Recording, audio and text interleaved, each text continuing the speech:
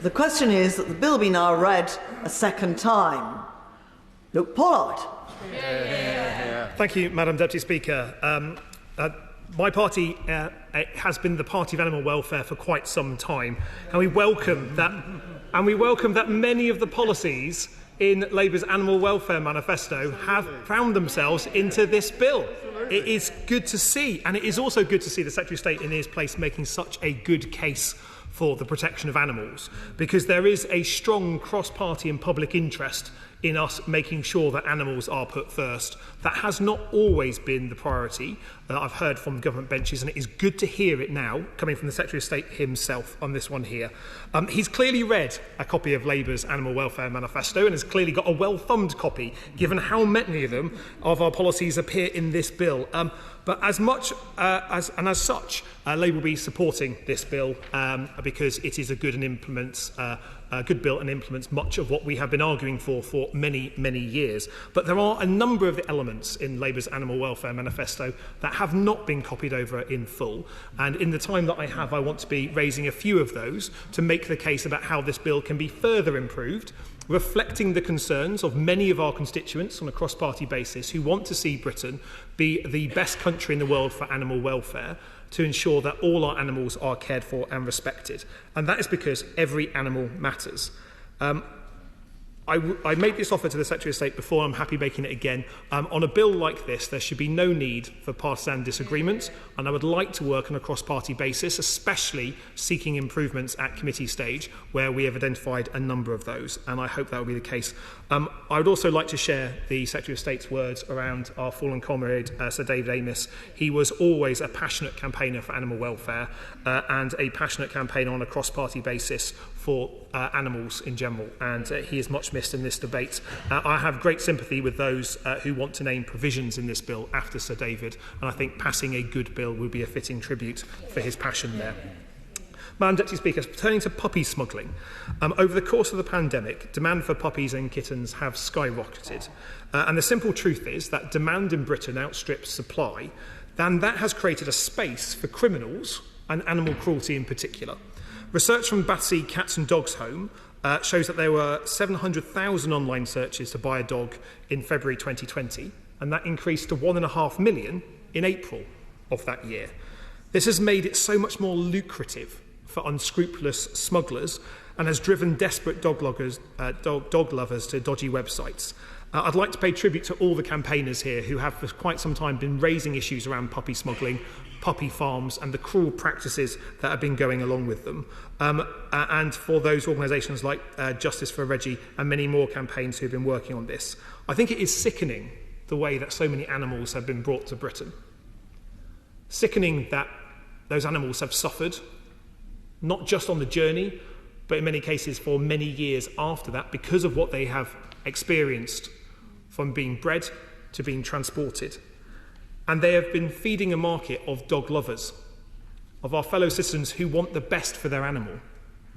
That's why action here is necessary. In one recent seizure of a thwarted smuggling operation, 10 French bulldog puppies, just 4 weeks old, were found heavily sedated in a car travelling from Poland to the UK. The puppies were hidden in the hollowed-out back seats under a pile of blankets.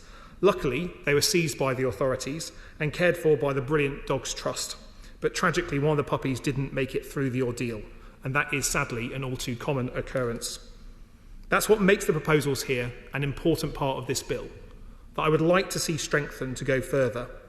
Labour believes that we should reduce the number of puppies and kittens allowed per vehicle to 3 rather than 5 that the Secretary of State set out.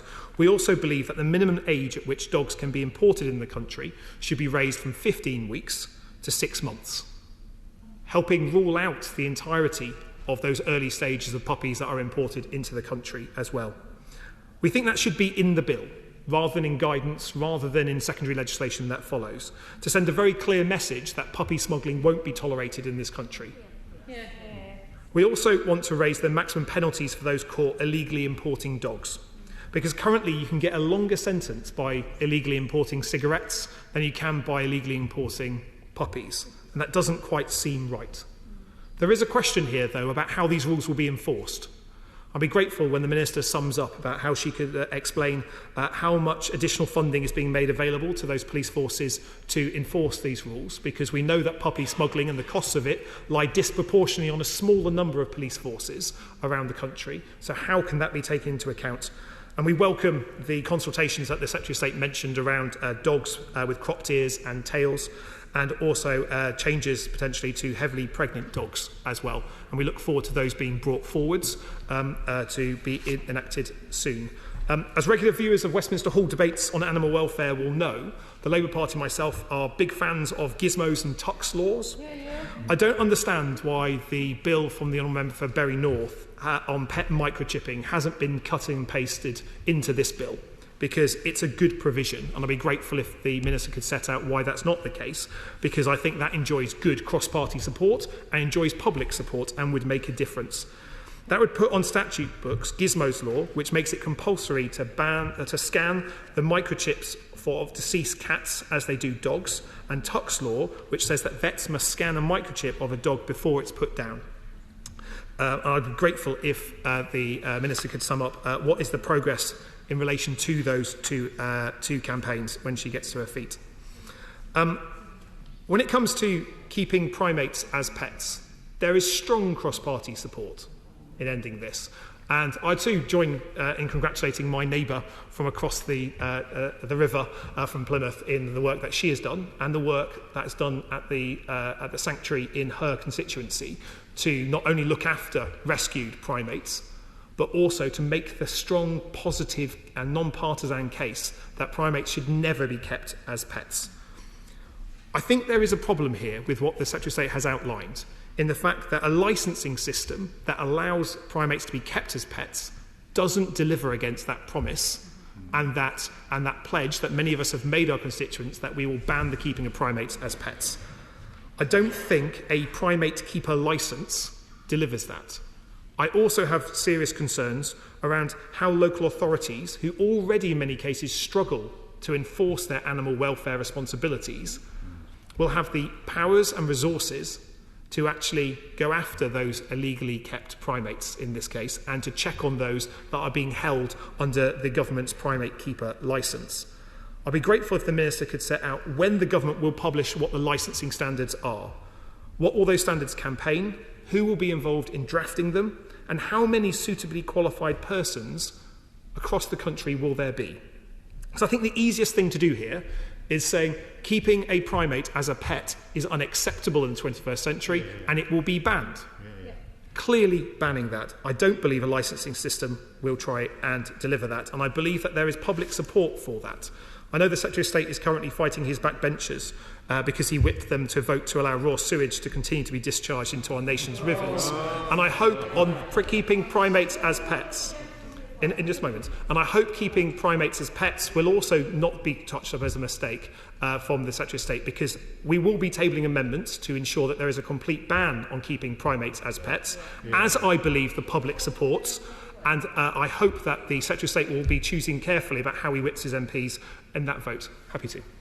Can I remind the honourable gentleman, because he seemed to forget the name, although he visited there, that the name of the sanctuary in my constituency is Wild Futures, but can he also explain why he isn't sticking to the context of this bill and made those disparaging remarks that are completely untrue about sewage being disposed of into rivers?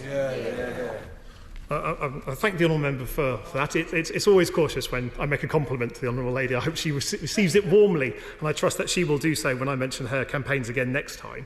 It's a great place, and the expertise that I saw on show was really exceptional. I know it's not the only place in the country that has been caring for primates that have been rescued in many cases, and I hope that will be the case. The point I was making about raw sewage is a very simple one, in the fact that we need to be careful here about voting in a way that is so contrary to public opinion, and keeping primates as pets is really important.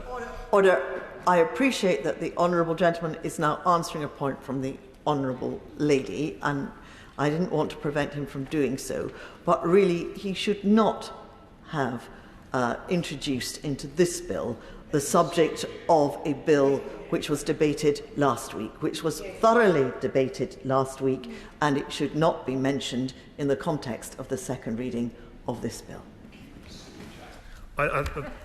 I understand what you've said, Madam Deputy Speaker, and I will contain my remarks this one here. But I hope that any amendments, as they will be whipped and voted on in the future, will be cognizant of public opinion. And on animal welfare, there is strong support for ending the keeping of primates as pets. Not with a licensing, not with a get-out-of-jail-free card, not allowing a small number of very rich owners to carry on owning primates as pets, but banning the keeping of primates as pets completely. That's what we will be arguing on this side of the House. And I look forward to the vote, and I hope that when those votes come, the Secretary of State will be mindful of public opinion on that.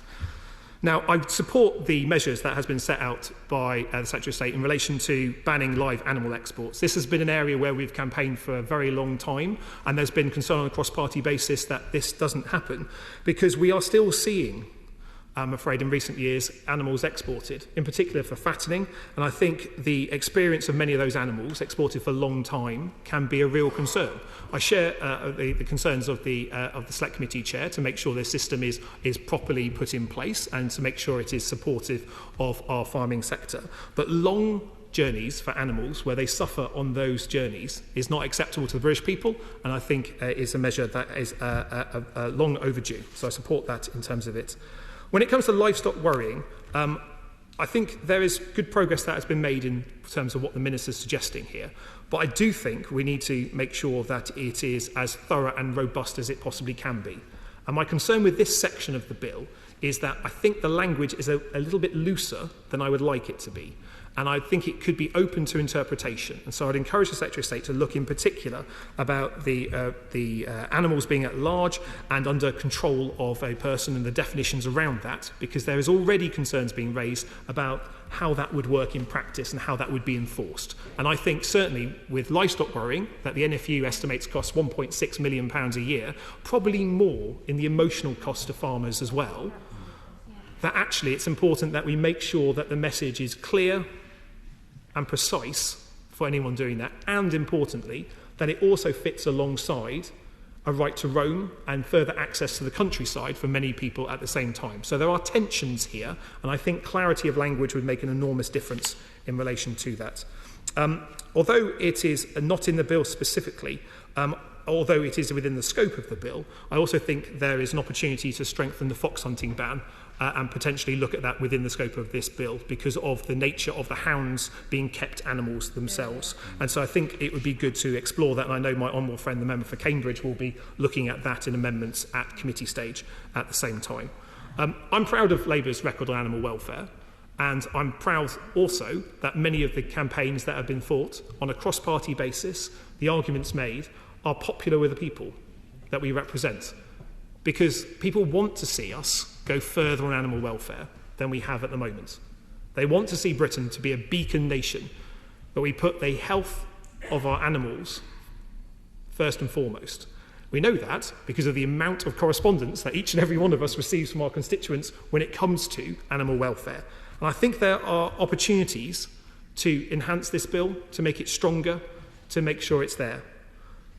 In the spirit of cross-party working, I'm very happy saying to the Secretary of State that we will happily work with him and his department to seek to strengthen this. I don't want to see votes where arguments around animal welfare are pitted against a three-line whip along the way, if only because I think the public want to see us working together on this area, and in particular those bits that I've mentioned that could do with a wee bit more strengthening, a little bit more content, a little bit more thought, are ones that are enthusiastically and popularly supported by those people we represent. Thank you very much, Madam Deputy Speaker.